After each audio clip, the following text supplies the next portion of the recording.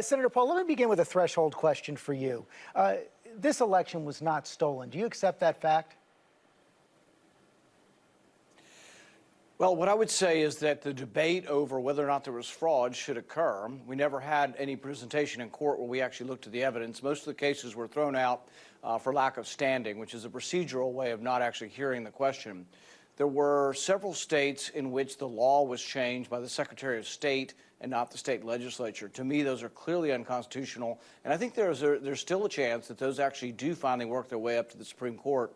Courts traditionally and historically don't like to hear election questions. But yes, were there people who voted twice? Were there dead people who voted? Were there illegal aliens who voted? Yes, and we should get to the bottom of it. I'll give you an example. In my state, when we had a Democrat Secretary of State, she refused, even under federal order, to purge the rolls of illegal voters. We got a Republican Secretary of State, and he purged the rolls. Senator Paul, I have to, difference, and those things I have to stop occur. you there. No election is perfect, but there were 86 challenges filed by President Trump and his allies in court. All were dismissed. Every state certified the results after investigations, counts, and recounts. The Department of Justice, led by William Barr, said there's no widespread evidence of fraud. Can't you just say the words, this election was not stolen? What I would suggest is that if we want greater confidence in our elections, and 75% of Republicans agree with me, is that we do need to look at election integrity, and we do need to see if we can restore confidence in the elections. Well, 75% of Republicans agree with you because they were fed a big lie by President Trump and his supporters who say the election was stolen. Why can't you say, well, I think where President Biden won a legitimate and fair election?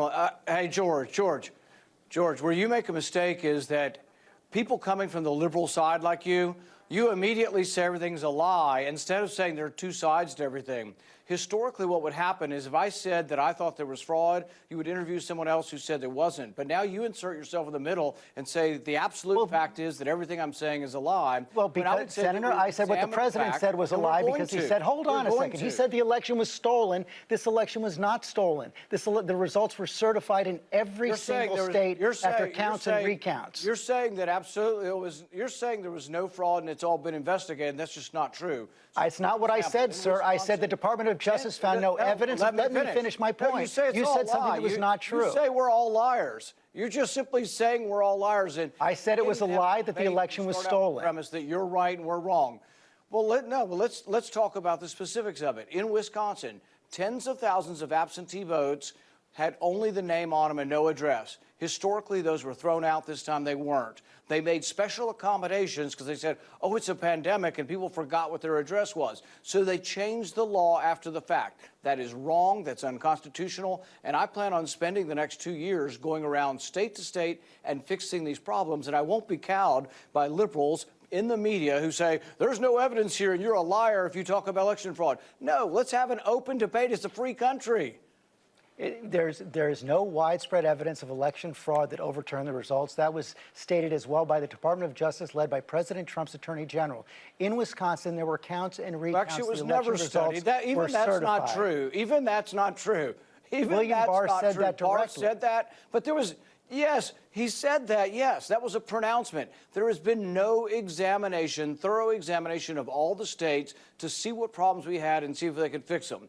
Now, let me say, to be clear, I voted to certify the state electors because I think it would be wrong for Congress to overturn that. But at the same time, I'm not willing just to sit here and say, oh, everybody on the Republican side is a liar and there is no fraud. No, there were lots of problems, and there were secretaries of state who illegally changed the law, and that needs to be fixed. And I'm going to work hard to fix it, and I won't be cowed by people saying, oh, you're a liar. That's the problem with the media today, is they say all Republicans are liars and everything we say is a lie. There are two sides to every story. Interview somebody on the other side, but don't insert yourself into the story to say we're all liars because we think there's some fraud in the election.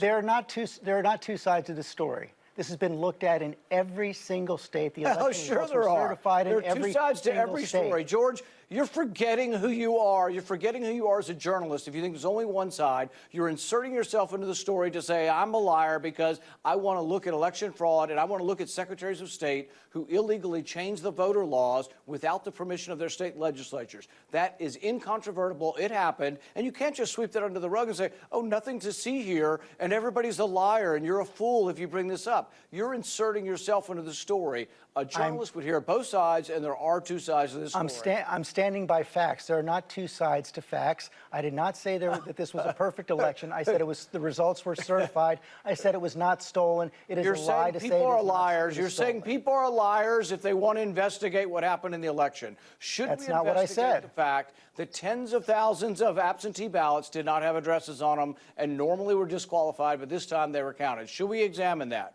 I don't know whether it affected the election or not, but I have an open mind, and if we actually examine this and we find out it didn't, that's fine, but it still should be fixed. There can be more investigations. The investigations that have taken place have shown there is not enough fraud to change the results of this election. That has been certified by every state. It was stated by the Justice Department and the Attorney General.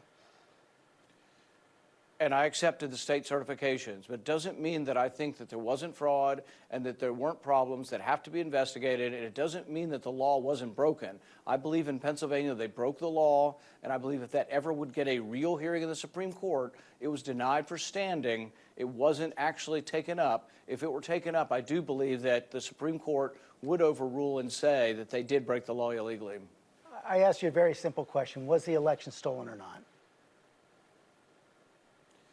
I think there was a great deal of evidence of fraud and changing of the election laws illegally, and I think a thorough investigation is warranted. Senator Paul, thanks for your time this morning.